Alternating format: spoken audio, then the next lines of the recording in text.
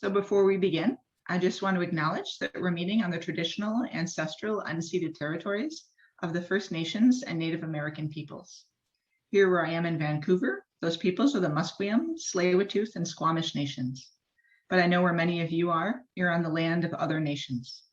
Always, but especially during this intense time, let us remember our connection to our sisters and brothers in these nations and pray for the day in which we might be with them in right relationship. Welcome. Welcome to Living Interfaith. Know that the whole of you is welcome. You're not asked to leave who you are in your own homes. Please bring who you are in with you. But what you are asked to remember is that everyone around you has brought who they are in with them as well. And all of goodwill are welcome. Now let us sing.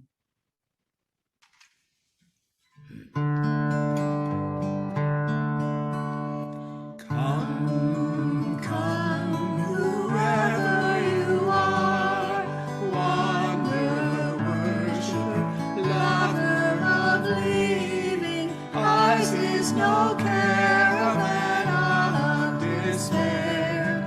Come yet again, come. Come, come, whoever you are. Broken your vows, lovers of leaving. Ours is no caravan of despair. Come yet again, come, whoever you are. Broken your vows, lovers of leaving. Ours is no caravan of despair. Come yet again,